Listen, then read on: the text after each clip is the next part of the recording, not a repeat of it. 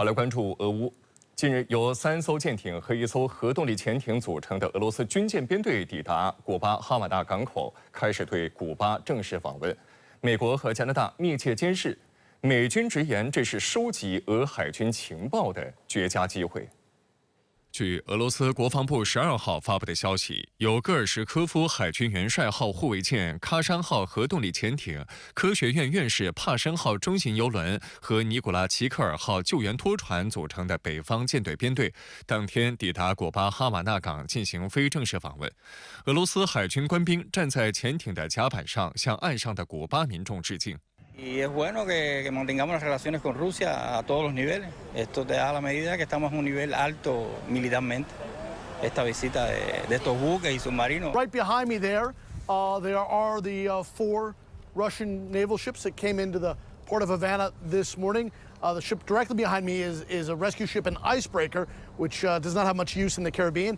And then behind that is a nuclear-powered sub, the Kazan, something Cubans say they've never seen before. In this country, a nuclear-powered submarine coming in for all to witness into the port of Havana, really something quite unusual. 俄舰艇全部抵达古巴，引发美国方面的高度关注。美媒指出，这是冷战结束以来俄罗斯核潜艇首次抵达古巴，甚至屡屡在报道中提到60多年前的古巴导弹危机。 美国哥伦比亚广播公司称，一名美国官员透露，俄海军舰队未来几周内还将在加勒比海与远程轰炸机举行联合演习。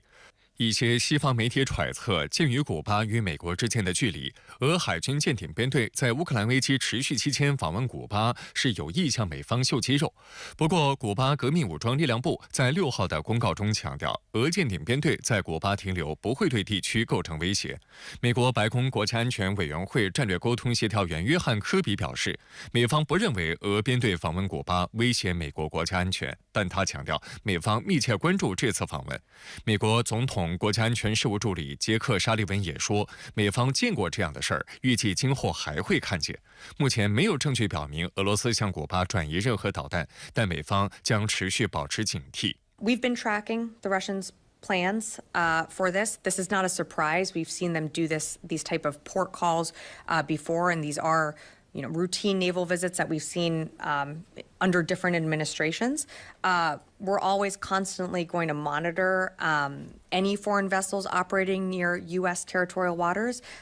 We, of course, take it seriously, but these exercises don't pose a threat to the United States. 美军出动了2艘伯克级驱逐舰和 P-8A 反潜巡逻机展开搜索。 First place, there's no way the U.S. Navy is going to let Russian warships operate in its backyard without keeping very close track of them. Second, this is a chance to gather intelligence on the Russian Navy. So the Navy has had 2 destroyers plus 2 ships that are equipped with a special kind of sonar that you tow behind you and get down deep where the submarine is operating, plus maritime patrol planes to shadow this Russian flotilla as it comes across the Atlantic. And incidentally, once they got close to Cuba, the Russian ships were also tracked by unmanned sail drone. 加拿大国防部当地时间12号证实，加拿大皇家空军的一架 CP-140欧罗拉海上巡逻机和一艘哈利法克斯级的魁北克城号护卫舰一直在观察俄罗斯舰队的活动。当地时间13号，俄罗斯总统新闻秘书佩斯科夫表示，举行军事演习在世界各地均属正常现象。俄罗斯海军舰艇编队访问古巴属于正常操作，不是引发某些担忧的理由。 俄罗斯和古巴除了在军事上开展正常交流之外，其他方面的合作也多点开花。俄罗斯外长拉夫罗夫12号在莫斯科会见了到访的古巴外长罗德里格斯。拉夫罗夫当天宣布，俄罗斯将继续向古巴提供人道主义援助，并扩大与古巴在经贸和文化等方面的合作。拉夫罗夫表示，俄罗斯支持把古巴从美国所谓的知恐国家名单中移除。 Кубы из американского списка государств-спонсоров терроризма. Это абсолютная аномалия, когда государство включает Кубу в список спонсоров терроризма, а при этом само это государство, Соединенные Штаты, вместе со своими сателлитами пытаются удержать ускользающую гегемонию в мировых делах методами откровенного террора. 罗德里格斯表示，古巴谴责单边制裁行为，并反对部分国家对俄罗斯实施孤立政策。应新西兰总理拉克森邀请，国务院总理李强于当地时间13号上午乘包机抵达惠灵顿，开始对新西兰进行正式访问。接下来，李强还将访问澳大利亚和马来西亚，并同澳大利亚总理阿尔巴尼斯举行第9轮中澳总理年度会晤。当地时间13号下午，新西兰总理拉克森在总督府北草坪举行仪式，欢迎国务院总理李强对新西兰进行正式访问。李强抵达总督府时，拉克森在草坪入口处迎接。拉克森陪同李强观看毛利欢迎仪式。拉克森向李强介绍迎候的基罗总督夫妇，军乐队奏中国国歌。鸣礼炮19响，随后李强检阅仪仗队和军乐队。欢迎仪式后，李强同拉克森举行会谈。李强表示，中新建立全面战略伙伴关系10年来，无论国际风云如何变幻，中新始终坚持相互尊重、彼此包容，聚焦合作，共同发展，推动两国关系取得长足进步。两国合作创下多个第一。李强指出，中新的发展对彼此是机遇而不是挑战。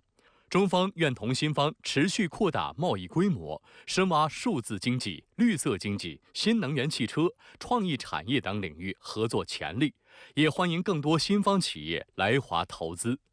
李强还强调，中方愿同新方不断深化人文交流，将把新西兰纳入单方面免签国家范围，希望新方为中国公民赴新提供更多便利。拉克森表示，新方坚定奉行一个中国政策，愿同中方加强高层及各级别沟通对话。新方愿同中方加强执法合作，在亚太经合组织等多边框架下加强协调配合，携手应对气候变化等全球性问题。会谈后，两国总理共同见证签署服务贸易等领域多项双边合作文件，并共同会见记者。双方发表中新总理会晤联合成果声明，两国同意启动服务贸易负面清单谈判。根据外交部此前公布的消息，李强此行的第2站是澳大利亚。当地时间6月12号，澳大利亚总理阿尔巴尼斯在《澳大利亚人报》发表题为《与中国有效合作将使区域内所有人受益》的署名文章。他表示，李强总理此访是2017年以来中国总理首次访问澳大利亚，标志着澳政府重建澳中对话和稳定两国关系的努力又向前迈出了一步。据阿尔巴尼斯介绍，李强总理访澳期间将参观位于堪培拉的澳大利亚联邦议会大厦，两国总理还将共同出席在珀斯举行的工商界首席执行官圆桌会。阿尔巴尼斯提到，中国无疑是澳大利亚最大的贸易伙伴。他表示，澳大利亚棉花、铜、煤、木材、燕麦、甘草、大麦和葡萄酒能够重返中国市场，让澳大利亚农民、种植者、采矿者和出口商获益匪浅。同时，中国民众也能享受到澳方的高质量产品。提到澳中关系时，阿尔巴尼斯强调，澳中之间虽然存在分歧，但应通过对话解决。如果印太地区所有国家都能在维护地区稳定上发挥作用，所有人都能获益良多。It is symbolic as well of the stabilisation of the relationship that's occurred. I very much welcome the visit of the Chinese Premier to Australia. We want to build the relationship and we want to make sure that we have a stronger trading relationship with China. 澳大利亚政府12号发表声明称，在中国取消对澳大利亚葡萄酒的反倾销关税后，1个月内，澳大利亚就向中国出口了价值超过8600万澳元，约合4.2亿元人民币的葡萄酒。